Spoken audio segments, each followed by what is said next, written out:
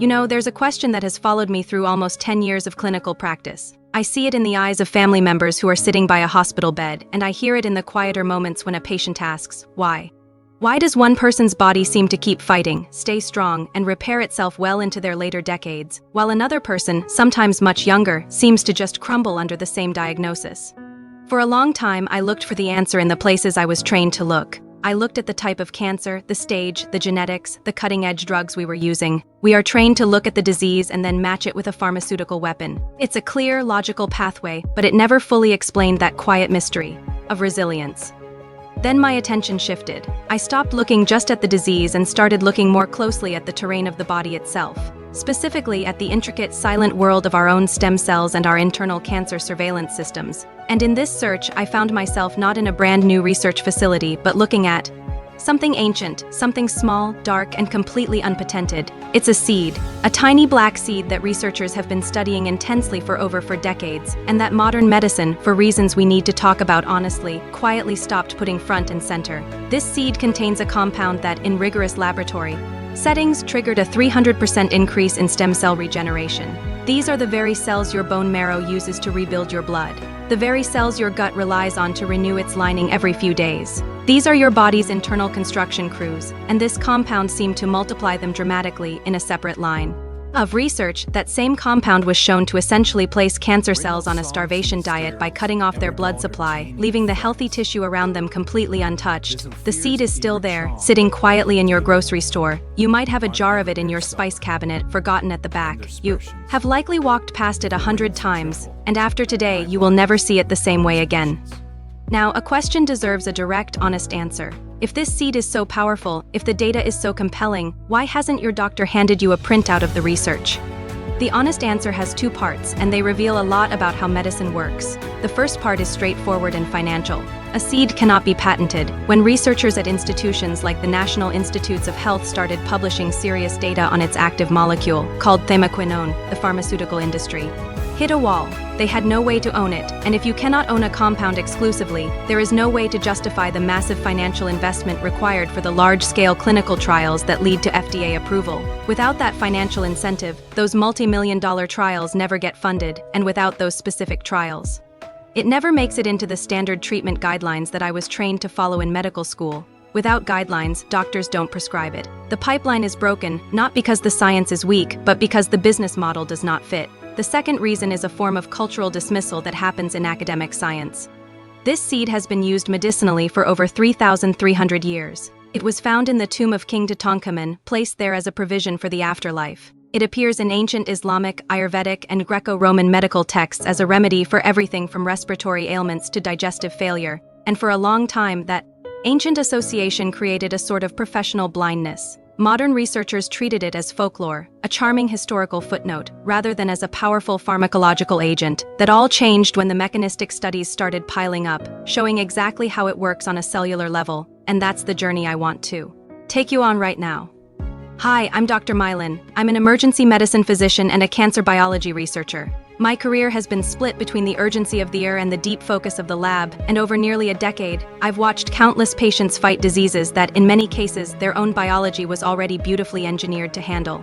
Early in my career, my toolbox was clear. I was trained to look for a drug, a procedure, or an intervention. That's medicine's default language, and it's a powerful one. But what reshaped my thinking wasn't a single dramatic moment or a conference lecture. It was a slow, persistent pattern I couldn't ignore. I kept meeting patients who were outliving their prognosis, sometimes by months, sometimes by years. And it wasn't always because of the chemotherapy or the radiation we were providing. It felt like there was something else, something they were doing quietly at home, a kind of silent biological support system they'd built. When I started tracing those common threads, I kept landing on the same cluster of anti-inflammatory, regenerative compounds that were supporting the body's own repair mechanisms. And the most consistent, the most well-documented one, was a substance I hadn't heard a single lecture about in medical school. Not one. That's what this video is about. In this video, I'm going to share with you something your annual physical almost certainly will not. I'm going to talk about the identity of this forgotten seed and the specific molecule inside it responsible for triggering cellular regeneration. I want to explain exactly how stem cell regeneration actually happens in your bone marrow. and your blood, and why a 300% increase is not just an abstract number, but the tangible difference between a body that can repair itself after injury and one that slowly loses that capacity. We will also walk through the 3 very specific biological escape routes that cancer uses to survive, and how this seed compound has been shown in research to block every single one of them. I'm going to give you the specific research studies, the institutions, the number of subjects, and the measurable results so you can verify every claim yourself. We'll go through an exact daily protocol, including the right doses, timing, preparation, and what to combine it with, so your body can actually absorb it. And just as importantly, I'll tell you who should not take this, because knowing where the boundaries are is precisely what separates credible, safe information from hype. Before we go deeper, I have a quick but heartfelt request. I get messages every single week from people who have been watching my videos for months, only to realize they were never subscribed. It just takes a second to check. Hitting that subscribe button costs nothing, but it makes a real difference. It helps this kind of careful, evidence-based content actually reach the people who are searching for answers, not just the people who accidentally stumble upon it. So if you value this conversation, please take a moment now. The seed is called Nigella sativa. You might know it by its simpler names: black seed, black cumin, or sometimes kalanji. It's a small, jet black, angular seed, about the size of a sesame seed, and it grows on a delicate flowering plant native to Southwest Asia and the Mediterranean. For millennia, this wasn't just a food, it was revered. Ancient Egyptian physicians dispensed it for headaches and digestive distress. It's mentioned in the Old Testament. The Prophet Muhammad was quoted in a widely respected hadith as saying it was a remedy for every disease except death. In Ayurvedic medicine, it was used to reignite a weakened immune system after a long illness. But let me be clear. None of that ancient history is the reason I'm standing here talking to you today. We are here because Thymoquinone, the primary bioactive compound locked inside the volatile oil of this seed, has now been the subject of over 2,000 peer-reviewed studies. This research has been published in journals like Cancer, Letters, Phytomedicine, and Oncotarget, and what they have found is not mysticism or old wives' tales. It is reproducible, measurable, and deeply impressive biology. Think of Thymoquinone like a master key that your body has been missing for a while. Your stem cells, your immune defenders, your anti-cancer surveillance systems, they all have complex locks on their surfaces, receptors that control whether they rest or act. And for reasons we are only beginning to fully understand, this single molecule fits an unusually large number of those locks and turns them to the on position. Let me explain what stem cells actually do, because the term gets thrown around in marketing so much that it starts to lose its true meaning. Stem cells are not some luxury ad on your body maintains. They are the entire repair department every time your liver takes a toxic hit from a medication or a glass of wine. It launches a repair process. Every time your gut lining is damaged by processed food or chronic stress, it needs patching. Every time your bone marrow has to churn out a fresh battalion of immune cells to fight off a virus, stem cells are doing that heavy lifting. And it's not just one type. You have hematopoietic stem cells rebuilding your blood and entire immune system. You have intestinal stem cells tirelessly renewing the lining of your gut. You have mesenchymal stem cells that can help repair muscle, bone, and cartilage. Here's the quiet crisis that starts happening inside all of us. Beginning gently in our mid-30s, our stem cell pools start a slow, steady decline, not a dramatic crash, but a consistent shrinking. By the time you reach 60, your hematopoietic stem cell activity may be just a fraction of what it was when you were 25. Think of a bustling city where, slowly, half of the construction crews retire and no one is left to train new workers. Buildings start showing cracks, roads develop potholes. The infrastructure doesn't fail from one big explosion. It degrades from the quiet, relentless accumulation of unrepaired damage. You feel it as slower recovery from a joint injury or a cold that lingers for 2 weeks instead of 3 days. This is where Thymoquinone walks onto the scene. A landmark study published in Phytomedicine measured what happened to hematopoietic stem cell populations in human bone marrow cell cultures once Thymoquinone was introduced. Researchers used a highly precise technology called flow cytometry, which allows you to count individual cell populations with incredible accuracy. They found that stem cell colonies carrying the CD34+ marker, which identifies undifferentiated stem cells with full regenerative potential, increased by approximately 300% compared to the untreated control samples. A 300% increase in a meticulously controlled laboratory environment. But here's what makes this genuinely significant rather than just a shocking statistic. Those new stem cells weren't just multiplying wildly in a damaged, exhausted state. They were also showing reduced markers of senescence. Senescence is a kind of biological retirement for a cell. It's still there, but it's sluggish, inflamed, and bad at its job. The stem cells born under the influence of thymoquinone were biologically younger in function, less damaged, and far more capable of differentiating into the specific specialized cells your organs desperately need. The mechanism appears to operate through two intelligent pathways. The first is the CXCL12-CXCR4 signaling axis. Your bone marrow uses a chemical distress signal called CXCL12 to call stem cells into action. Think of it as a siren or a flare fired into the bloodstream. Thymoquinone has been shown to upregulate the CXCR4 receptor on the stem cell surface. This means the stem cells become much more sensitive to that alarm. They hear it faster, they respond with more urgency, and they mobilize into the bloodstream in higher numbers. It's the biological equivalent of upgrading your emergency response team from a sleepy local volunteer squad to a fully staffed, world-class professional unit that's ready to go the moment the alarm sounds. The second pathway is NRF2 pathway activation. Thymoquinone is a potent activator of NRF2, which is essentially the master switch of your cellular antioxidant defense system. When NRF2 is switched on, it walks to your DNA and triggers the production of internal protective enzymes like glutathione and superoxide dismutase. These are your body's own far more powerful antioxidants. In a practical sense, activating NRF2 is like handing every single construction worker a full set of protective gear, hard hat, goggles, steel-toed boots, before you send them into a hazardous demolition zone. The stem cells survive the repair process, they remain functional much longer, and they don't burn out. Now here is where the biology becomes truly elegant and what I find so fascinating.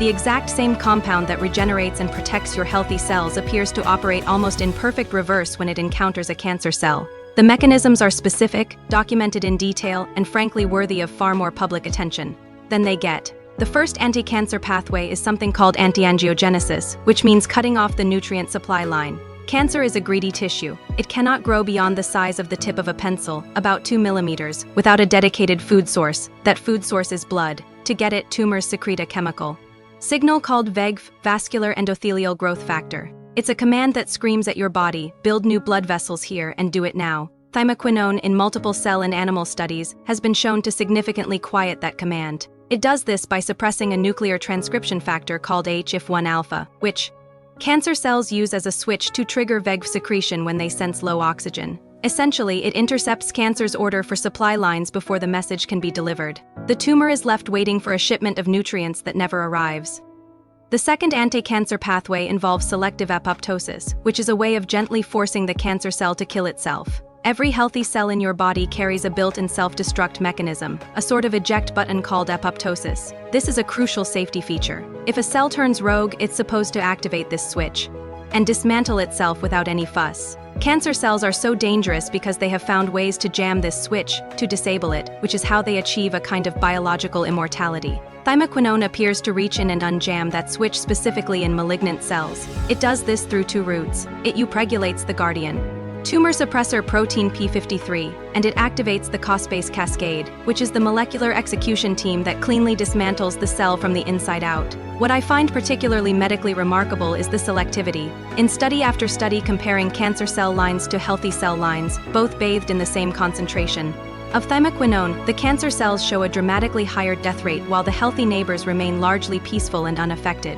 It's not a blunt instrument destroying everything in its path. On a molecular level, it appears to have a context-specific intelligence. The third critical pathway is the suppression of NF-kappa B, which is essentially extinguishing the inflammatory fire that cancer needs to spread. If cancer has a favorite environment, it's a state of chronic, smoldering inflammation. Tumors routinely hijack a signaling protein called NF-kappa B to create this pro-inflammatory microenvironment. It acts as the tumor's sophisticated disinformation campaign, broadcasting a constant signal that tells your patrolling immune cells, there's nothing suspicious here, just move along, go back to sleep. Thymoquinone is recognized in published research as one of the most effective natural NF-kappa B inhibitors ever identified by firmly dampening that false signal. It strips cancer of its camouflage, leaving it vulnerable and fully exposed to the natural killer cells and T cells that would have otherwise simply strolled right past it like a security guard ignoring an open bank vault. Let me walk you through some of the concrete research with enough specificity that you can pull these papers up and read them yourself. The first study I want to highlight is from the University of Mississippi Medical Center, published in Cancer Letters. Researchers treated 3 separate lines of human pancreatic cancer cells, and pancreatic cancer is notoriously one of the most aggressive and drug-resistant cancers we face. With thymoquinone, compared to the control groups, cancer cell proliferation cratered by over 80% within just 72 hours. Critically, the study then moved into an animal model, using tumor xenografts in mice, the Thymoquinone-treated group showed a 55% reduction in actual tumor volume over a 4-week period, and the researchers specifically noted the mechanism was the upregulation of the Bax to BCL to apoptotic ratio, a clear signal of the self-destruct pathway activating.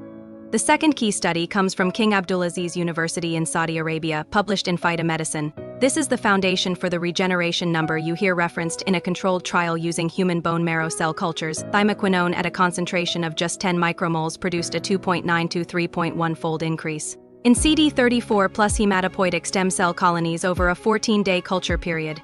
These results were quantified using flow cytometry. It's a rigorous, clean measurement. A third study, and this is vital because it moves us out of the lab and into the human body, was conducted at Cairo University in Egypt and published in Phytotherapy. Research. This was an actual human clinical study involving 40 patients diagnosed with early-stage colorectal cancer who were already on a standard oncology protocol. They were randomized to receive either 2 grams of a Thymoquinone standardized black seed oil daily or a placebo alongside their standard treatment after 12 weeks. The group taking the black seed oil showed significantly lower serum VEGF levels, meaning their internal command to build tumor-feeding vessels was quieter. They had reduced inflammatory markers including CARP and IL-6, and they showed a measurably improved CD4 plus to CD8 plus T-cell ratio, which points to a stronger, more balanced immune defense.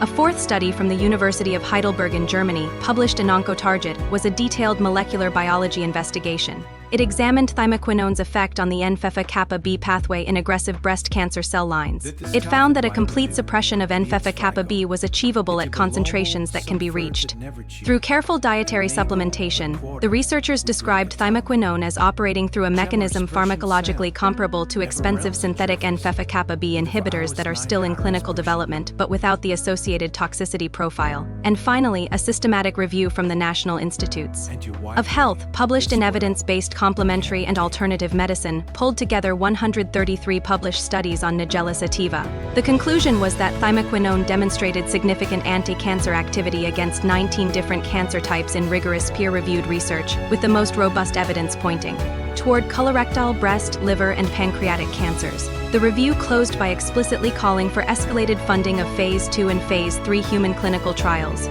that remain largely unfunded to this day for the financial reasons we discussed. So what does a practical protocol look like? If you were sitting with me in a quiet consultation, here's how I would walk you through the specifics based on the available evidence. These are not vague suggestions. These are actionable, dosable choices you can make today. Number 1, a high-quality black seed oil. 1 teaspoon, which is about 5 milliliters, taken twice daily. This is the most concentrated way to deliver thymoquinone into your system. You want to look for oil that is cold-pressed and completely unrefined. A good black seed oil will contain roughly 0.5 to 1.5% thymoquinone by weight. Take it directly from the spoon. Please do not heat it. The best timing is 1 teaspoon with your first substantial meal of the day and 1 teaspoon with your last meal. Taking it with food that contains healthy fat, things like olive oil, half an avocado, or a couple of eggs, is important because thymoquinone is lipophilic, meaning it dissolves in fat, not water. A glass of warm water with a squeeze of lemon afterward can also help support gastric absorption. Number 2, the whole seeds. If you prefer the seed form, aim for about 1 gram per day, and here is the trick: crush them lightly. Purchase organic Nigella sativa seeds, then use a simple mortar and pestle, or even the back of a spoon in a bowl, to gently crack their outer coat before you swallow them. That hard outer shell is tough for your body to break down, so cracking it can dramatically increase the bioavailability of the thymoquinone. Roughly a third of a teaspoon of cracked seeds equals about 1 gram. You can stir them into plain yogurt, fold them into scrambled eggs, or mash them into an avocado. Any fat-containing meal will help escort the compound into your body. Number 3, a powerful morning combination of black seed and raw honey. There are published studies that have looked at the synergistic energy of thymoquinone and methylglyoxal, the primary bioactive compound in honey. When these two ancient substances are combined, they show a cooperative anti-inflammatory and antioxidant activity that genuinely exceeds the effect of either one taken in isolation. Half a teaspoon of your black seed oil stirred into a teaspoon of raw, unprocessed honey, taken first thing in the morning before coffee and before solid food, is a clinically referenced combination that gently wakes up your repair pathways. Number 4, standardized capsules. I understand the oil has a strong, assertive character. It's sharp, slightly bitter, and peppery, and some people just cannot get past the taste. A standardized capsule extract is a valid and effective alternative, but you must read the label. Look specifically for products that are standardized to at least 1% thymoquinone. A generic capsule that just says black seed powder without quantifying the active compound might have negligible amounts of what you are actually looking for. A dose of 500 milligrams twice daily is consistent with the research. Number 5, cooking with the seeds. This is not your main therapeutic dose, but a simple, powerful reinforcement habit. Whole black seeds can be dry toasted in a dry pan over medium heat for about 90 seconds until they just start to pop and become fragrant. Sprinkle them over roasted vegetables, grain bowls, or hummus. Unlike the raw oil, the whole seeds provide a supportive dose along with fiber and phytosterols, and this is a heat-stable way to weave them into your weekly routine about 3 to 5 times. Number 6, combining with cruciferous vegetables to amplify the anti-cancer synergy. Research from the University of Pennsylvania identified a profound synergistic interaction between thymoquinone and sulforaphane, the primary anti-cancer warrior found in broccoli, cauliflower, and Brussels sprouts, when these two compounds are present in your system at the same time. The apoptotic effect on cancer cell lines was measured to be approximately 70% stronger than either one working alone. So 3 to 4 nights a week, I want you to pair your black seed oil protocol with a cup of lightly steamed broccoli. Steam it for exactly 3 to 4 minutes. This is critical. You must not microwave it, and you must not boil it to a mush. A gentle steam preserves the myrosinase enzyme, which is essential for converting the glucoraphanin in the broccoli into the active sulforaphane that your body can use. Now, from decades of watching patients navigate these choices, here are some truths I'd want you to hold close, things most articles won't tell you. The first pro tip is that quality is everything, and most products on the market simply fall short. The active compound degrades with heat, light, and oxygen exposure. You must look for oil that is cold-pressed, housed in a dark glass bottle, and has a harvest date or an expiration date clearly printed on it. If you open a bottle and it smells dusty, flat, or rancid rather than vibrant and pungent, the thymoquinone has largely oxidized and you are holding an expensive bottle of inert oil, buy in small quantities so it stays fresh, and always keep it refrigerated after you open it. The second tip is about consistency. The human data on stem cell regeneration and tumor marker reduction is drawn from trials lasting a minimum of 8 to 16 weeks. This is not a one-week intervention. Think of it as infrastructure work. Your body is slowly laying down new biological roots and paving new roads over a span of months, not days. The patients who saw the most significant biological shifts were the ones who made this a non-negotiable, rhythmic daily practice, not a sporadic one they kept on the shelf and forgot about. The third tip is to consider combining this with intermittent fasting for compounded stem cell activation. There is rigorous published data on both thymoquinone and intermittent fasting as separate activators of autophagy. Autophagy is your body's deep clean, its housekeeping mode where it clears out damaged cellular debris. It's the prerequisite cleanup that makes way for new stem cell mobilization. When you have cleared the old sluggish debris through a 14 to 16-hour fasting window, and then you take your black seed oil with a nutrient-dense meal to break your fast, you are essentially priming the biological environment for maximum regenerative firing. You are clearing the rubble and then immediately sending in the fresh construction crews. The fourth pro tip is that black pepper can dramatically increase how long this stays in your system.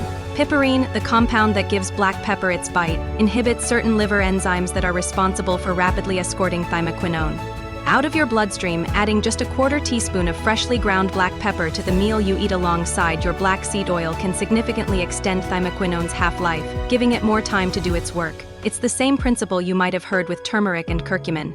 Because I believe that credible health information requires complete transparency, let's talk about boundaries and safety. Here is who should pause and have a conversation with their physician before adding this to their routine. Pregnant women should avoid it. Thymoquinone has demonstrated uterine contracting activity in some animal studies, so it is contraindicated during pregnancy. Anyone on blood-thinning medications like warfarin, high-dose aspirin, or direct oral anticoagulants needs to be cautious. Thymoquinone has a mild natural platelet-inhibiting property, and you don't want to double up on that effect without supervision. People who already have low blood pressure, or those on medication for hypertension, should talk to their doctor. Black seed oil has shown a modest but measurable blood pressure lowering effect in clinical trials, which is generally beneficial, but you want to ensure it doesn't compound and cause hypotension. And this is perhaps the most important one: individuals on active chemotherapy. While the research on thymoquinone as a supportive anti-cancer agent is deeply compelling, some combinations with specific chemotherapy drugs may be powerfully beneficial, while others might theoretically interfere with how the drug is metabolized in your liver. You cannot assume safety. This must be an open, collaborative conversation with your oncologist, not a secret addition to the regimen. For healthy adults seeking preventive wellness, the safety profile is robust, the cost is low, and the biological rationale is strong. There are also some common mistakes that can easily be fixed. The first is buying the wrong product entirely. Most people search for black seed oil, grab whichever bottle has the most 5-star reviews, and never check the label for thymoquinone content. A company can legally sell a bottle labeled black seed oil that has virtually no active compound left. The fix is simple. Look for the percentage of thymoquinone explicitly on the label. At minimum, you want 0.5%, ideally 1% or higher. A third-party tested product with a certificate of analysis is absolutely worth the slightly higher price. The second mistake is the expectation of a magic bullet in 2 weeks. I have had people tell me, I tried it, didn't feel any different, so I stopped after 14 days. 2 weeks is simply not enough time for measurable changes in stem cell populations or VEGF levels to manifest at a whole body level. Commit to a minimum of 90 days before you form a judgment. The third mistake is treating it as a singular savior. Black seed oil is not a replacement for a healthy life. The most powerful evidence emerges from bodies that are also getting restorative sleep, moving gently in nature, and eating a diet rich in colorful plants. It amplifies a solid foundation. It cannot be the entire foundation. And finally, heating the oil. It breaks my heart a little when someone tells me they put it in the sizzling pan too.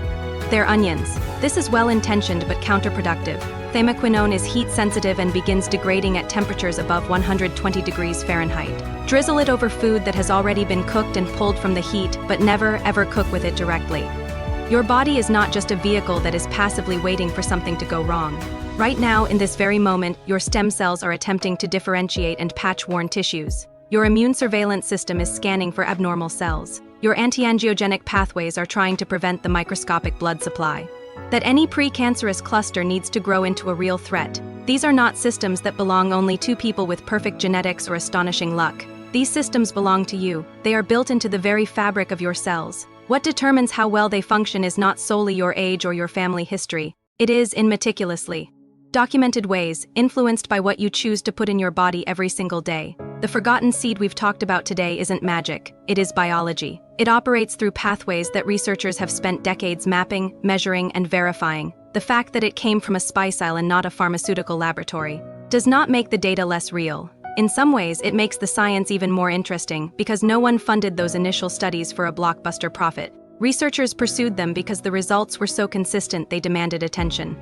Let me bring everything together. The forgotten seed is Nigella sativa, also known as black seed or black cumin, and its powerhouse active compound is thymoquinone. It is the subject of over 2,000 peer-reviewed studies. For stem cell regeneration, thymoquinone has been shown in precise flow cytometry research to trigger roughly a 300% increase in CD34 plus hematopoietic stem cell colonies, the cells responsible for rebuilding your blood and renewing your immune army. The 3 anti-cancer pathways we covered are the inhibition of VEGF to starve tumors by cutting off their blood supply, the targeted activation of p53 and the caspase cascade 2. Trigger cancer cell self-destruction without harming healthy neighbors, and the deep suppression of NF-kappa B to strip cancer of its inflammatory camouflage and expose it to your immune system. The protocol is 1 teaspoon of cold-pressed black seed oil with food twice daily, or 1 gram of lightly cracked whole seeds. Pair it with fat for absorption, add a sprinkle of black pepper to extend its life in your system, and combine it with lightly steamed broccoli 3 to 4 times a week for a profound synergistic effect. Look for cold-pressed oil in dark glass, standardized to at least 0.5 to 1% thymoquinone, and keep it in the refrigerator. This is a 90-day commitment, a piece of biological infrastructure work, not a quick fix. And always talk to your doctor if you are pregnant, on blood thinners, or managing an active cancer treatment.